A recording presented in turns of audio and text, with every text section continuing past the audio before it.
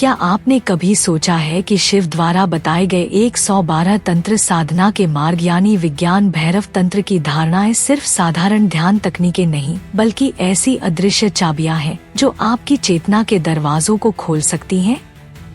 विज्ञान भैरव तंत्र को शैव परंपरा का हृदय कहा गया है, जहां पार्वती के प्रश्न पर महादेव स्वयं 112 मार्ग बताते हैं जिनके माध्यम से साधक परमात्मा का अनुभव कर सकता है। यह कोई एक जैसे रास्ते नहीं है, बल्कि प्रत्येक साधक की प्रकृति, व्यक्तित्व, मानसिकता और आंतरिक प्रवृत्तियों के अनुसार अलग अलग मार्ग हैं। अगर कोई व्यक्ति सांस पर केंद्रित है, तो उसके लिए श्वास रोकने और श्वास के बीच की रिक्ति को देखने की साधना है। अगर कोई व्यक्ति भावुक है, भक्तिमय स्वभाव वाला है, तो उसके लिए भक्ति, प्रेम और समर्पण की धारणाएं हैं। अगर कोई व्यक्ति विचारशील है, चिंतनशील है, तो उसके लिए मन की गति को रोककर शून्यता में उतरने की साधना है। और अगर कोई व्यक्ति इंद्रिय प्रधान है, तो उसके लिए इंद्रियों के अनुभवों को परमात्मा की ओर मोड़ने वाली धारणाएं हैं। विज्ञान भैरव तंत्र की सबसे अद्भुत बात यही है कि इसमें किसी एक पथ पर जोर नहीं दिया गया, बल्कि हर तरह के मनुष्य, चाहे वह भावुक हो या बुद्धिजीवी, साधक हो या गृहस्थ, सभी के लिए एक द्वार खुला है। कल्पना कीजिए कि आप स्वयं एक साधक हैं जो यह सोच रहा है कि आपके लिए कौन सा मार्ग सही है। तो यह ग्रंथ आपको अपने व्यक्तित्व के आधार पर यह समझने में मदद करता है।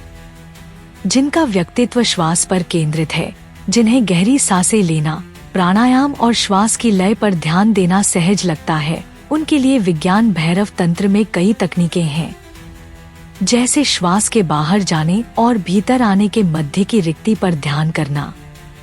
आधुनिक न्यूरोसाइंस भी मानता है कि जब आप अपनी सांस पर ध्यान देते हैं, खासकर इनहेल और एक्सहेल के बीच की माइक्रोपॉज पर, तो वेगस नर्व सक्रिय होती है, जिससे तनाव कम होता है और आपका पैरासिम्पैथेटिक नर्वस सिस्टम शांत होता है। यह एंशिएंट और मॉडर्न साइंस का अद्भुत संगम है। अब जिनका स्वभाव भक्ति प्रधान है, जिनका हृदय प्रेम से भर जाता है, उनके लिए धारणाएं हैं, जैसे अपनी पूरी चेतना को किसी देवता, किसी गुरु या प्रेमी भाव में डुबो देना। भक्ति की यह गहराई साधक को अपने मैं से परे ले जाती है और वह तुम में विलीन हो जाता है। यहाँ तक कि आधुनिक मनोविज्ञान भी कहता है कि डिवोशन और सरेंडर भाव मानव को अहंकार से मुक्त कर देते हैं।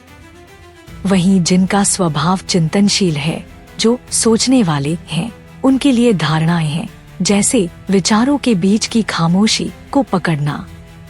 सोचिए, आपके मन में लगातार विचार चल रहे हैं, लेकिन अचानक उनके बीच एक क्षणिक शांति आती है।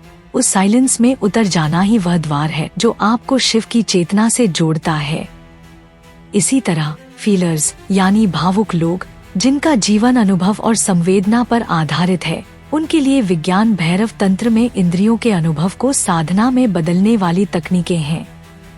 जैसे किसी सुगंध पर इतना केंद्रित हो जाना कि आप उसमें विलीन हो जाए, या संगीत की ध्वनि में ऐसा उतर जाना कि आप स्वयं स्वर बन जाए। आजकल माइंडफुलनेस और साउंड हीलिंग थेरेपीज इसी सिद्धांत पर काम करती हैं। विज्ञान भैरव तंत्र हमें यह दिखाता है कि चाहे आप सांस के साधक हों, भावुक हों, विचारशील हों या अनुभव प्रधान, आपके लिए एक द्वार है। यही कारण है कि इसे 112 चाबियां कहा गया है, हर आत्मा के लिए एक उपयुक्त मार्ग। आज के दौर में जब लोग मेडिटेशन, योगा, बायोफीडबैक और माइंडफुलनेस को खोज रहे हैं, विज्ञान भैरव तंत्र का महत्व और भी बढ़ जाता है। यह कोई किताब नहीं, बल्कि एक इंटरैक्टिव मैप है जो कहता है, खुद को देखो, अपने स्वभाव को पहचानो और वही मार्ग चुनो जो तुम्हारे लिए सही है। अगर आप जल्दी गुस्सा होते हैं, तो आपके लिए ब्रेथ कंट्रोल या एंगर ऑब्जर्वेशन टेक्निक्स हैं। अगर आप बहुत इमेजिनेटिव हैं, तो विजुअलाइजेशन और कॉस्मिक जर्नी टेक्निक्स आपके लिए हैं। अगर आप लॉजिकल हैं, तो थॉट गैप ऑब्जर्वेशन आपके लिए है। यह पर्सनलाइज्ड मेडिटेशन गाइड है, जो आज की one size fits all spirituality से बिल्कुल अलग है। अब सोचिए, अगर हम इसे मॉडर्न साइकोलॉजी और पर्सनालिटी टाइप्स से जोड़ दें, जैसे इंट्रोवर्ट्स और एक्सट्रोवर्ट्स, थिंकर्स और फीलर्स, तो यह और भी रोचक हो जाता है।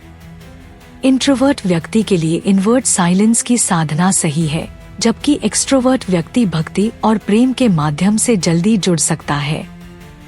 थिंकर्स के लिए गैप्स बिटवीन थॉट्स पावरफुल हैं, जबकि फीलर्स के लिए डिवोशन और सेंसरी इमर्शन टेक्निक्स ज्यादा उपयुक्त हैं। यही कारण है कि विज्ञान भैरव तंत्र कालातीत है, क्योंकि यह किसी धर्म, जाति या समय से बंधा नहीं, बल्कि हर इंसान की आंतरिक बनावट से जुड़ा है। इतिहास गवाह है कि अनेक साधकों ने इन तकनीकों से अद्भुत अनुभव प्राप्त किए हैं। ओशो ने भी विज्ञान भैरव तंत्र पर विस्तार से व्याख्यान दिया और कहा कि यह ग्रंथ मानवता के लिए सबसे बड़ा खजाना है।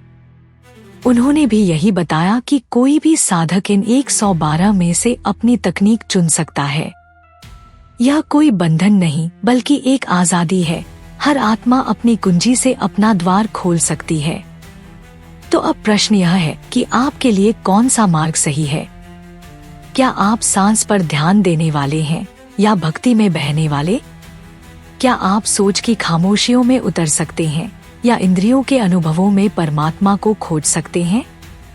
यही इंटरैक्टिव ब्यूटी है विज्ञान भैरव तंत्र की, कि यह हर साधक से कहता है, तुम्हारे लिए भी एक रास्ता है। विज्ञान भैरव तंत्र हमें यह सिखाता है कि जीवन में आत्मज्ञान कोई दूर की चीज नहीं, बल्कि हमारे स्वभाव के अनुरूप साधना के माध्यम से प्राप्त किया जा सकता है। यह 112 धारणाएं वास्तव में 112 द्वार हैं, जो हर सीकर को उसके अनुकूल रास्ते पर ले जाते हैं।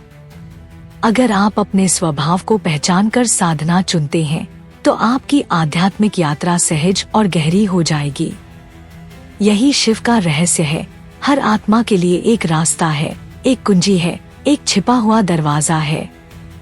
अगर आप भी जानना चाहते हैं कि आपके लिए कौन सी विज्ञान भैरव तंत्र की साधना उपयुक्त है और इन 112 रहस्यमय कुंजियों के द्वारा आप कैसे अपने जीवन को बदल सकते हैं, तो इस वीडियो को लाइक करें, शेयर करें और चैनल को सब्सक्राइब करना बिल्कुल मत भूलें। आपकी साधना ही आपकी चाबी है और वह चाबी अभी आपके हाथ में है।